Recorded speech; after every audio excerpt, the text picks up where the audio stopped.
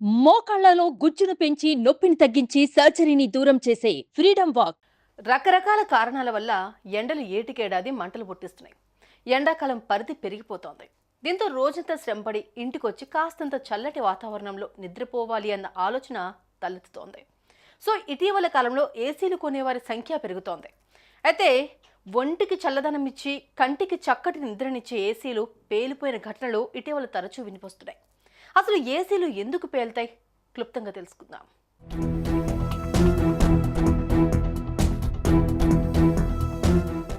Of course AC బిగించుకుంటే వందల్లో వచ్చే current bill వేలల్లోకి ఈజీగా మారిపోతుంది. అయినా నిద్రలేని రాత్రులు గడిపే కంటే ఓ 3-4 నెలల పాటు వేలల్లో కరెంటు బిల్లు కట్టేందుకే సామాన్య జనం కూడా సిద్ధమైపోతున్నారు.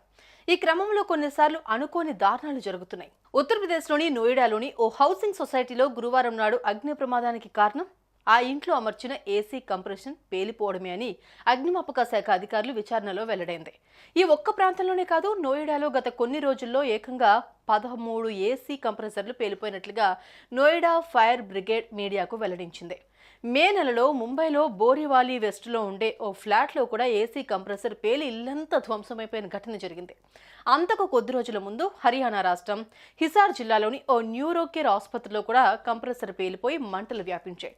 ఇలా ఎన్నో చోట్ల ఏసీలు పేలిపోవడం అన్న మాట వినిపిస్తోంది. ఇటీవల కాలంలో ఈ పేలుళ్ల సంఖ్య పెరుగుతోంది.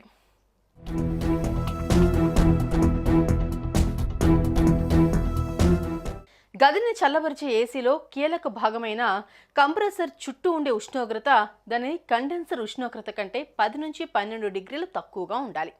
భారత్లో వినియోగించే ఏసీల కండెన్సర్ ఉష్ణోగ్రత 50 డిగ్రీల సెల్సియస్ వరకు ఉంటుంది.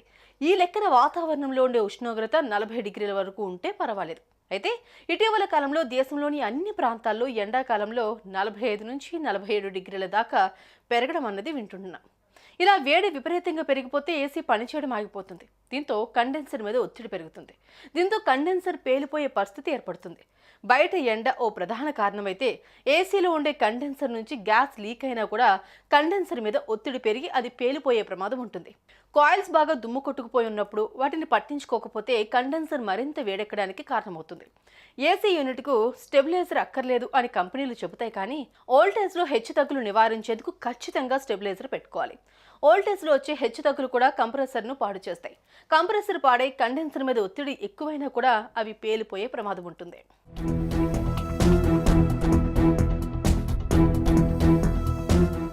సో అల్యూమినియం కండెన్సర్ కంటే కాపర్ కండెన్సర్ ఉన్న ఏసీనే ఎంచుకోవాలి.